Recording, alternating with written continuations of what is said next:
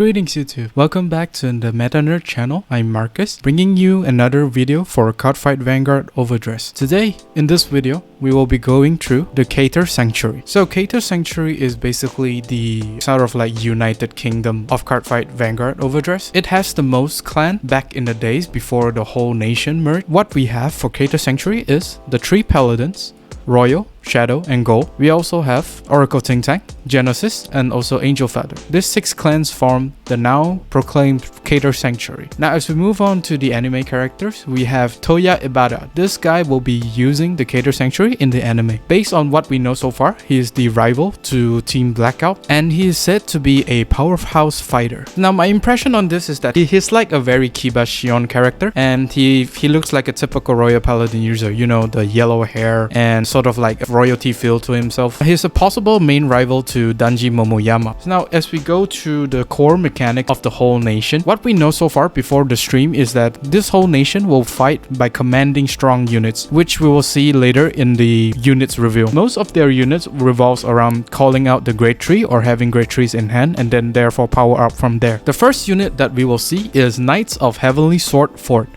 It has 2 skills. The first one being, when this unit is rode upon by Knight of Heavenly Spear Rooks, cost, reveal 2 great trees from your hand.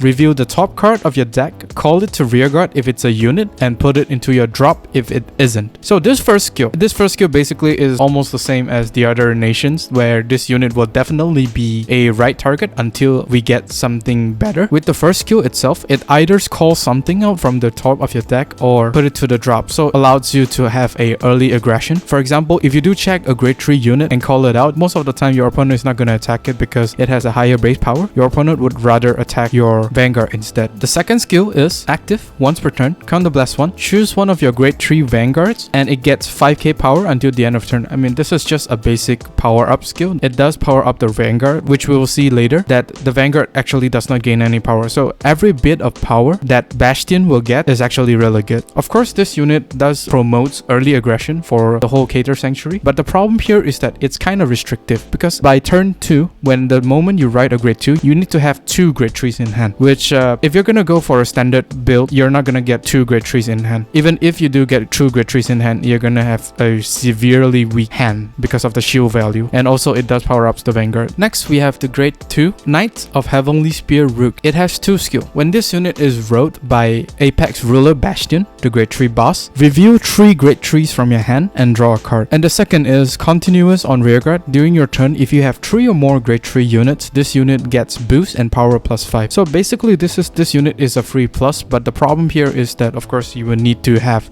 3 grade 3s in hand. If you don't draw into another grade 3 for your drive check and also your stand and draw, you will not be able to use the first skill, so keep in mind. My impression for this card is that it gives you a draw advantage provided you do have 3 grade 3s in your hand, similar to the grade 1 fort, which you will need to have grade 3 units in your hand. Plus it is also a very good support unit because you can actually call it to the back row rearguard and it does gain boost and the free power. And finally, we will have Apex Ruler Bastion, the grade 3 boss card for Keter Sanctuary. It has 2 skills. Continuous. During your turn, all the grade 3 units get power plus 2000. Second skill. Once per turn, at the end of the battle that you drive check reveal a grade 3, discard a card from your hand, choose 1 rearguard and stand it, and it gets power plus 10. This whole nation will focus more on the grade 3 units due to all the restriction being you need to have grade 3 in your hand, and Bastion requires you to drive check grade 3. Some things you need to note about Bastion is that he does not really hit magic numbers if your opponent is at grade 3, because when it power plus 2, it means that Bastion will be hitting for 15 excluding the boost. If it does boost with the grade 2 Rook, Bastion will be hitting at 30k, which is not really a magic number considering your opponent grade 3 Vanguard is going to be at 13k. So in order to hit magic number, you will need to kind of like go first, because if you do go first, your opponent Vanguard will be at grade 2, which is a 10k base. This nation really do focus on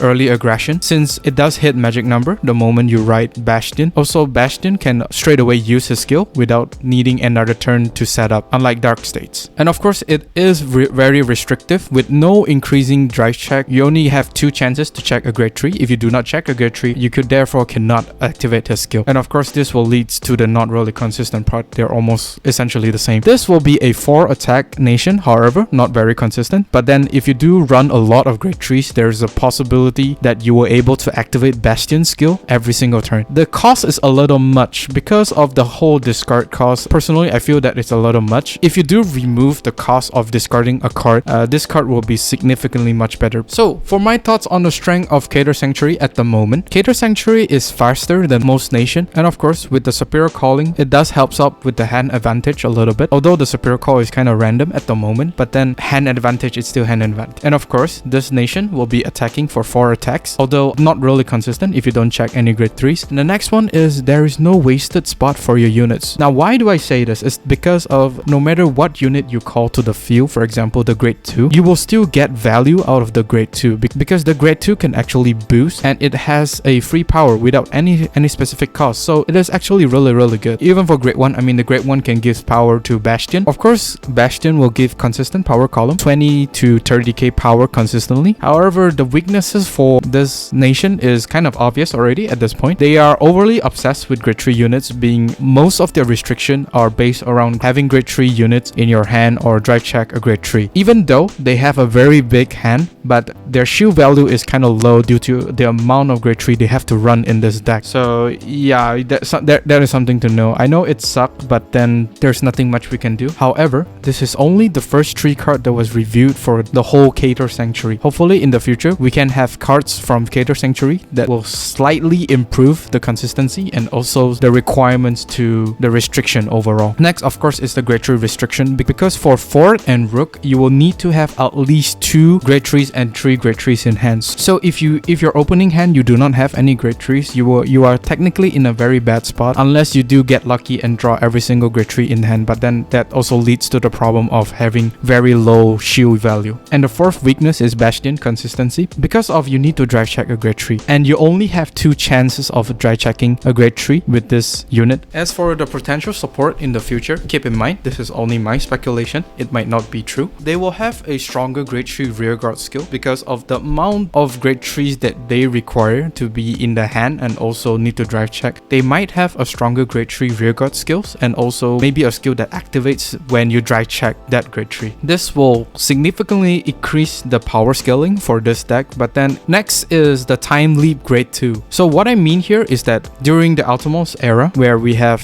Selim, which he will increase his grade by 1 when he is in a deck. So most probably we will also get the same skill for this nation, either in hand, deck or field, in order to survive probably some grade 3 units that actually provide shield. And that is all for my video. Thank you very much for watching. Let me know down in the comment section what are your opinions and perception on Keter Sanctuary at the moment after these 3 cards review. Do like and subscribe if you like this video, and I'll see you on the field.